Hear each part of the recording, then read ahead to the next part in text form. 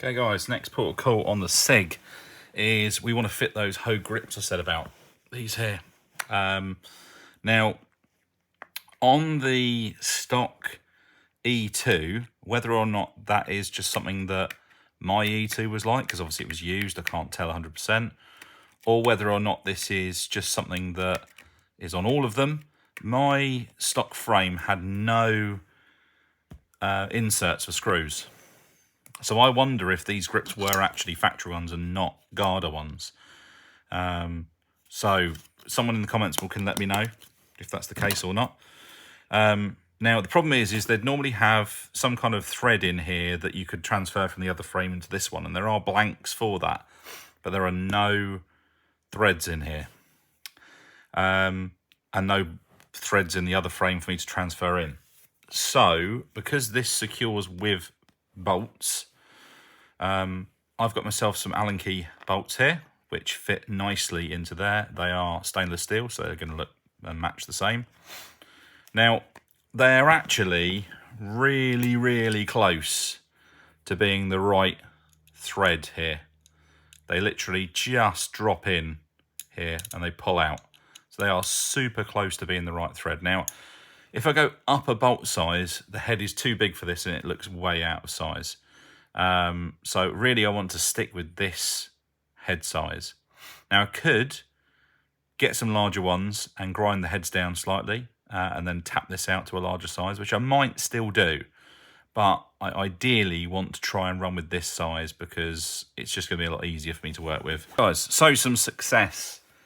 Now, I was really tempted to go down the route of using the stainless bolts that I've got so far. I've got some here and some nuts and stuff like that I was going to use, but I just don't think it's going to do what I want it to do. I've found 4 button head bolts, which are a larger size and larger size thread, and crucially, they're a little bit large, but they will just sneak inside the grip there, the recess. A little bit of push and they go in. Now they're going to stick out a little bit, but I don't think that's going to hurt the look too much. I think that'll be fine. I would have liked for them to have been stainless, but you know, they're black. I could polish them, but then you're going to see the black hex in the middle, so I'm not going to do that. Worst case scenario, I could grind these down a little bit if I needed to make them fit. But this now gives us the perfect opportunity to do some threading into this frame. Now, again, I'm not too bothered about ruining this frame because, as I told you when I first built this pistol, I actually really wanted the non-railed front, but there just weren't any in stock.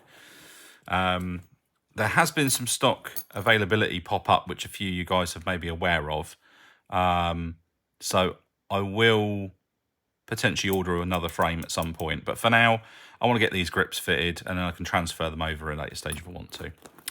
So we need to find out what size this is and what thread it is. I suspect it is an M5, maybe an M6.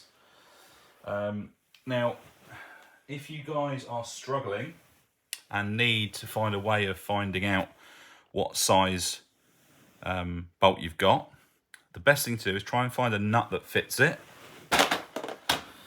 So, I wonder if I've got a nut that will fit this at the moment. I suspect I have. Let's try this one here. This looks about the right one. Yep, that fits on there perfectly. So that's good. And then all you want to do is try and find a tap that will fit it. Now, you could use a thread gauge. This is a metric one. Comes with any good tap and die set.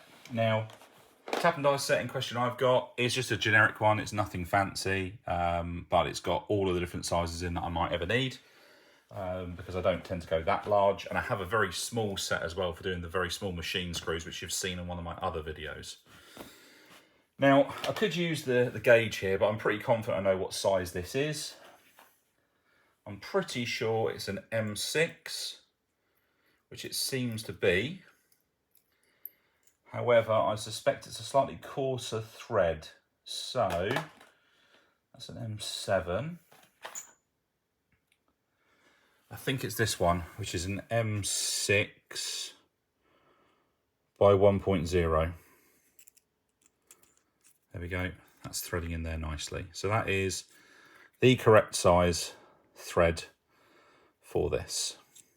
And if you just want to doubly make sure, you can rest the tap up to the thread and it should slot in and hold no problem. So we know that's the right size. This is what we're going to need to bore this out to. Now, if I just try and thread this, all that's going to happen is I'm going to cause massive damage to the frame because the hole is too small. So what I need to do now is I need to bore this out to just under this size. So I'm going to get my calipers. These are really handy for measuring, obviously, because that's what they're for. And I'm going to use this section here and try and go in between the threads to figure out how big that is. Yeah, so 5.5 will get me about 0.5 mil of thread in there, and then the overall size is, as you would think, just under 6 mil. So what I'm going to need then is I need to have a 5.5 or a 5. I'm probably going to go with a 5 mil drill to begin with, which will give me a little bit of room. So I'm going to get my drill set and then we'll try and find the right size. Okay, so I've got my drill set here. Again, this is nothing particularly fancy, but, you know, again, it doesn't need to be for what I need. Now, I've got a 5 mil in here, which should do the job. And again, I could get myself a 5.5. If I offer that up, that will give me about 1 mil of thread there. So that's perfect. So I'm going to get my drill. We're going to drill these out. Now, when you're doing any kind of drilling like this, obviously be careful. You don't want to hurt your hand or anything. And also, you don't want swarf going inside the pistol. I'm not going to strip the pistol down to do this because, you know, I've taken this pistol apart enough, as you've seen previously. But I usually put a microfiber down because it's really good at catching swarf from the drill. So I'm just going to offer this up into here and just drill this out. I'm going to go at a low speed to begin with. That's just gone straight through. Same on this one. That's gone straight through.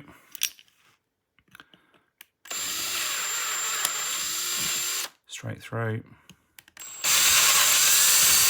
There we go. So that's gone straight through there. That's perfect.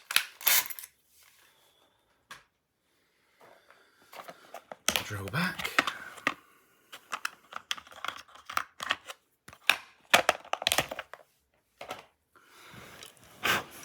Okay. Oh, there we go. That's actually fallen out now. Actually, I'll probably keep this out because there's going to be some swarf from the threading process. Well, I'll leave this out for now. I think I'm probably going to take this off because I think it's going to be in the way of the grips. So I'm going to have to try and get these screws out, and I know they're pretty well rounded off in there, so that's going to be a bit of a challenge. But for the meantime, I want to thread these holes. So I've got myself the relevant die, which again, this one's M6 by 1.0. I've got one of these. Now, this is ideal for high torque applications. I'm not really using a lot of torque to cut this as it is aluminium. So I tend to use, I've got a little one here, which is ideal for this kind of job. So I'll pop that in. If I was doing this into steel, you'd definitely want to use this one because it's got a lot more torque. But again, I'm only doing into aluminium, so I really don't need it. Now, you could oil this up beforehand. I prefer not to, but if it was into steel, I definitely would. So I'm just going to rest this in here and start to rotate, and that will start to cut me the thread. I need to make sure I'm doing this nice and straight as well. Otherwise, it's going to go in on the wonk, which we don't want. That looks nice and straight.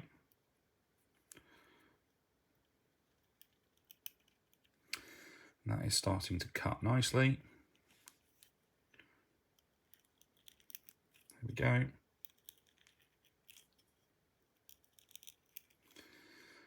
Now what I suggest you do when you do any kind of tapping is it starts to go in, what you want to do is once you've turned it in slightly, back it off like a quarter of a turn, and that should just clear the thread. Otherwise the swarf will build up and it can start to interfere with the new thread you're cutting. So back it off a little bit. Go in again. That's it, we're cutting in nicely there. There we go. Perfect. We'll wind that out. We'll now check it.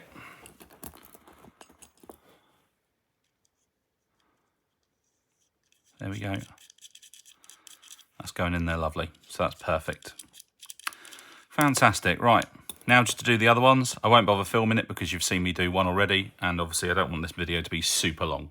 Guys, there we go. So that's all 4 threaded now. So now we need to offer up the grips and see where we need to modify these grips to make them fit. So we're obviously looking for any clearance issues. Now, first of all, on this side, which is the side that sort of has the least amount of obstruction, so far that's all looking pretty good, and I think that's going to go in quite nicely. The only thing which we're catching on is this recoil assembly here. Now on the real steel pistol, obviously this metal part is a bit further down, so it's currently getting stuck on this here. So I need to mark this out to show what bit I need to cut away, which I've just done there.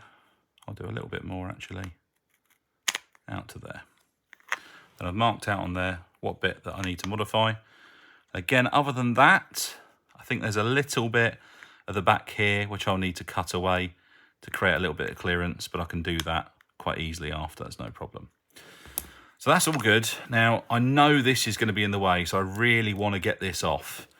Now, I remember this was a pain to get in, and I know the screws are pretty much threaded in there now. So I'm going to need to get these out somehow, which is probably a bit easier said than done. So I'm going to get my little screwdriver set you've seen me use before.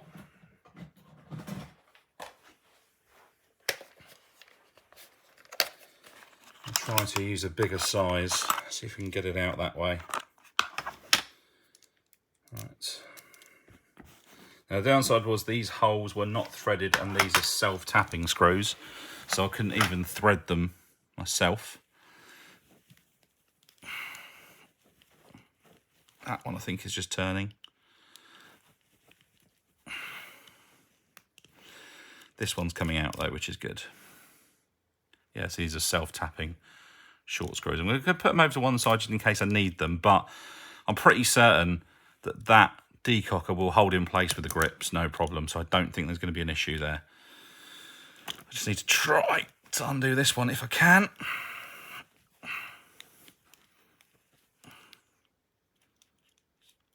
At the moment that is just spinning. Okay, so let's try using a flat head. See if I can get that in there maybe. That's too wide.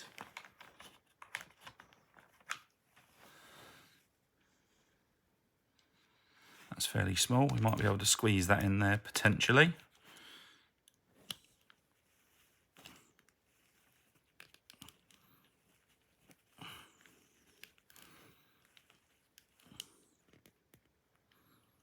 Yep, there we go. Right, that's a relief. Got that out now. So now we'll be able to see what clearance issues we've got on this side. I knew that was going to be a big clearance problem. That now clears perfectly, and it looks like it's just the same thing on this side. We've got a bit to make some clearance of for this little lug at the back, which we'll just mark out. And then we'll have to do a little bit with this here, which I don't see being too big an issue anyway, so that should be fine. Lovely. All right, well, I'm going to go and modify this now. Now, what I'm going to use is I've got a milling vise in the workshop, so I can do that quite easily. That's probably the easiest way I'm going to do this. There's a lot of meat behind it. And this is actually, these are rubber grips with a polymer internal part, so it should cut quite nicely. I could use some heat and like a hot knife or something to cut this out, but because the fact that these are made for firearms would mean that this polymer is probably really resistant to heat. So I'd have to get it really hot to get that out. So I'm just going to mill it out. I think that'll be easier. Right, guys, I'm going to do that. I'll be back with you in a moment. Okay, guys, so I've done the first cut. You can see I've used my milling vise to sort of trim this section out. I could have filmed it, but to be honest with you, the workshop's a mess. And I know this workbench, if you like, isn't exactly the cleanest. I would still rather not have to clean that up in there at the moment. So I'd rather just do it out there and bring it back in as and when I need to. So let's cut this part off. Right. Just clean up this swarf that's in here. Okay. As suspected, this polymer was pretty tough. I had to use pretty much what is a metal milling tool to try and cut through it. So it wasn't the easiest.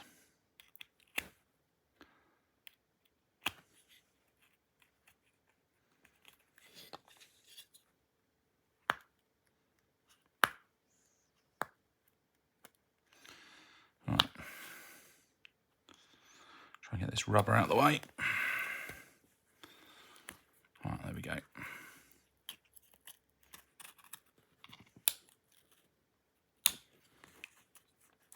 Okay. Well, I think that'll do for the first cut. So let's just have an inspection and see what it's like now. So first things first, this was the first side. So I'm going to pop that in place. And that is pretty close. Let's see what's the problem. There still needs to be a little bit more taken off for it to go further in. You can see it's sitting out slightly there. We'll try the other side on as well and see how that's sitting. Let's go under that. Yeah, I mean, that's pretty close. I mean, I could probably just squeeze that in, but I don't want to go over the top with it. But the holes line up nicely here. So I'm just going to take a little bit more off of those two little parts at the back there, which should give me enough clearance now. And then we'll be fine. But the rest of this seems to fit perfectly though, which is great news. So other than that, there should be no problem. Right, be back again in the moment. Okay, guys, so I've done another cut on this in here to try and open it out a little bit more. So I'm going to get the swarf out of the way. Unfortunately, I had a bit of an incident with it in the milling vise, which unfortunately is just the risk you run with these things. There isn't really a way for me to lock down a set of grips other than trying to bolt it down using the bolt holes, which I could have done, but unfortunately it slipped and I've just marked the back of it with the milling bit, which is a shame, but you know, it's done now. There's nothing I can do about it, so we'll just crack on. So let's see how these fit now. Turn the light on so you guys can see. Right, that side on there. Yep, that goes on really nice. This side here, I need to tuck underneath that. Yep, there we go. It's still a little bit out of the bottom here, which is a little bit of a shame. Let's have a look and see what's causing that. Yeah, it just needs a bit more taken out of there, that's all. Wonder if this side fits okay. Yep, this side's fine. So this side goes in pretty much perfectly. There's just a little bit more to take off in here. So again, not a big deal. I'll go do that now. Guys, so I've taken a little bit more off of these insides here. This side I haven't done any more on because it seemed to go on okay, so I'm not going to worry too much about that one. So fingers crossed this one should go in okay as it did. Yep, this one should now wrap round. Oh, look at that, perfect. And that's going to tighten down really nicely now. Again, shame I've marked it a bit, but you know, it's done now. There's not a lot I can do about it. And now our bolts should fit pretty perfectly. So now they probably are going to need trimming down slightly, so I'm going to have to do that. But that's really not such a big issue. Now, first of all, I'm just going to wind them in, see where they're at, and I can mark where they need to go. Now, they are ballooning the rubber out a little bit, so I think I might take the edge off of these in the grinder, just so that it will not balloon it out too much. Actually, it's not too bad. Obviously, the next stage would be to fit it in with the decocker. But initially, I just want to see how this goes together, if there are any problems, and then obviously deal with those as and when. And then if we're all good, then great. I'll do the necessary modifications.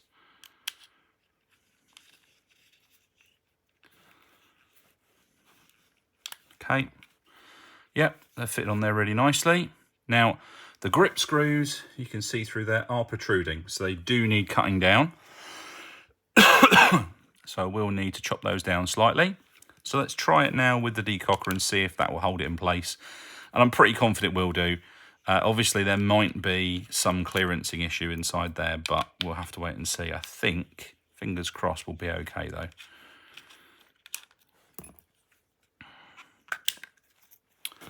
Right, let's put the decocker back in. Now again, the decocker just sits there. There is like a insert which fits perfectly into this part here. So as long as there's pressure this side, it should hold it in no problem.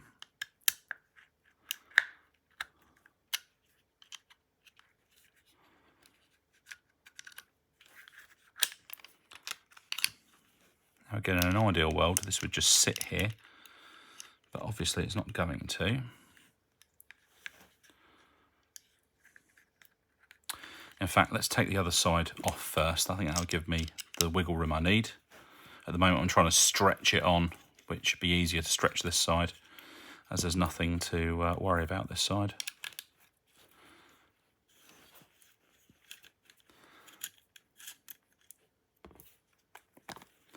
Right, so that in there.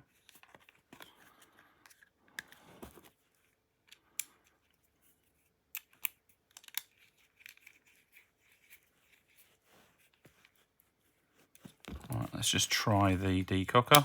Yep, that works fine. That works perfectly. Yep, as I thought it would. That's not a problem at all. So, yeah, that's fine. Excellent. Right, okay. So, I know that's all going to work now. So now what I need to do is shorten the screws, or the bolts, should I say. I know roughly how far I need to go down, but I'm just going to take down a bit at a time because I don't want to go mad with them. So I'm going to do that off camera again. I'm going to take a reasonable amount off and then reinsert. All right, we're back. I'm pretty confident we should be okay now. I measured them out anyway initially at the start to know roughly how far down I was going to need to go. But again, I just wanted to make sure we were still going to be all okay. That one is bang on. Maybe sticking out a tiny, tiny amount. I might just shim it. That one there. Again, just the tiniest little bump poking out that side.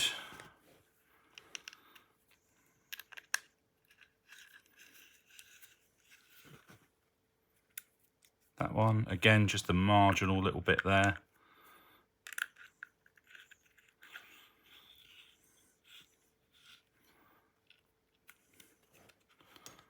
That one's perfect. Right, well, let's see if a magazine goes in. I'll try my KJ mag first. No, it won't. So we've still got a little bit of a clearance issue there. So I think what I'm going to do now is I'm just going to take them out one by one, just hand file them, because I've done in as much as I can with a grinder. I think up the top we're okay. I think it's just these lower ones are a little bit too long. So, right, let's take them out and shorten them down. Okay, so I think I've got them about right now. Yeah, that's going in nice. There's just a slight hang up, which looks like it's that screw there and that one there a little bit. So it's just these two top ones, which will just take a little bit off with the file and I think we'll be fine. Guys, we're done. So I had to do a little bit more fiddling with the screws. They were still just a hair long. The CO2 mag fitted great, but the standard Marui mag was a bit tight. Now we've got Marui mag going all the way in, no problem. Coming out fine, just as it did before. Now, before I reassemble, one thing I did want to do before I carried on with this was just to flatten the frame slightly again. Just is still a little bit too shiny for my liking, so I'm just going to get some Scotch-Brite on there and just dull that down slightly.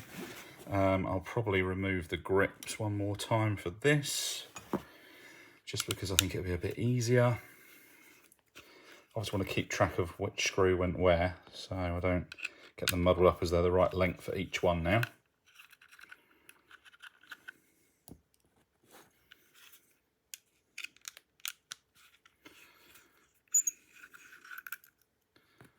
Again, what I'm going to do here is I mirror polished the frame a while back, which you guys might remember. I just wasn't that taken with the finish, so I just want to knock it back a little bit just to give it a little bit more of a satin look, which I'm just going to do by just giving it a little run over with some Scotch-Brite. That'll just take the edge off the shine.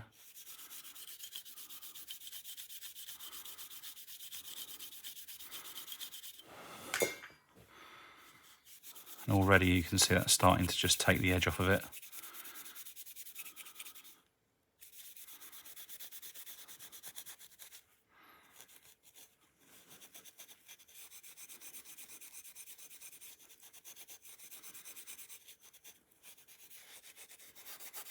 Now, some of this is now covered up by the grips anyway, so it's not really going to matter too much, but still, I'm just going to do the bits that I know I can see.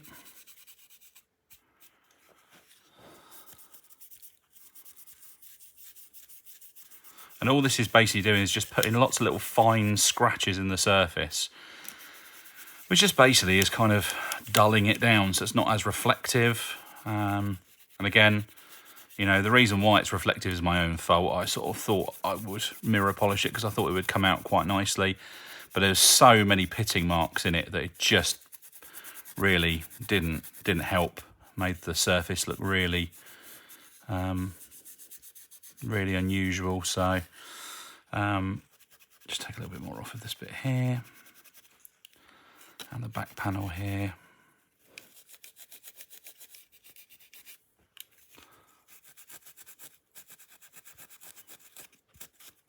Lovely, right, that's all good. Okay, so it's just slightly duller now, not such a reflective finish, which is what I want. So I'll put these back on. Give this a wipe down.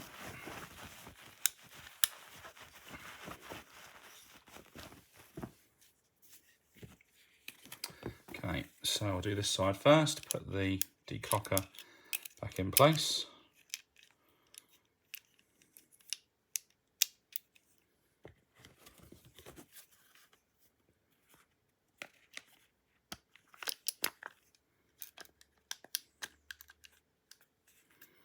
Okay, that seems to be okay.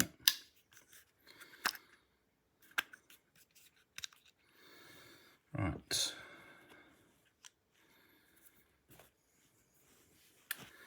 Get these wound back in when I can see my Allen key.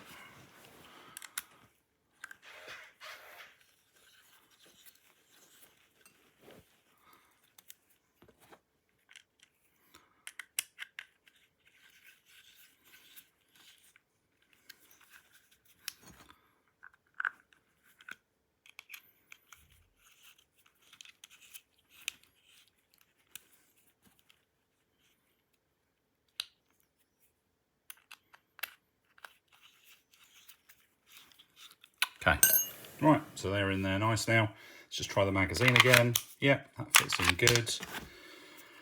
Let's refit our takedown catch, which again could be a bit of a pain because I'm going to have to press that little detent in again, which we had problems with before.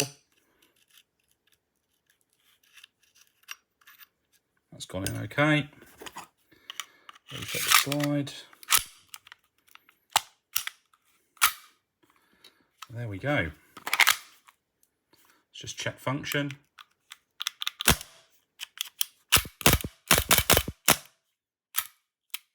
Yep, all working perfectly. There we go. All good. So there we go, that's all sorted. Just gonna give that wipe that barrel down a little bit. That's a little bit dirty. There we go, that's a better look. And there you go, there's some genuine houge grips fitted to the TM226. There we go, guys. So that's the end of this week's episode on this. So is there anything more to come for this? You guys tell me. I'm still sort of pushing forward with the build a little bit. I've done some shooting testing, which I'll be showing probably in this video, if not this one, the next one. And also I'm doing some chrono readings between the green gas and the CO2, just so you get an idea as to what kind of FPS you're looking at. Obviously, TMs generally tend to be a little bit lower anyway, but then obviously when we do start going up in pressure of gas, you're obviously going to get an increase in FPS. So again, any questions about the build so far, anything you want me to see me do with this, let me know in the comments. Please give it a thumbs up and subscribe to the channel for more builds like this. We've got some interesting stuff coming as well and some more reviews and stuff. And yeah, let me know what you want to see in the comments, guys. I'll see you next time.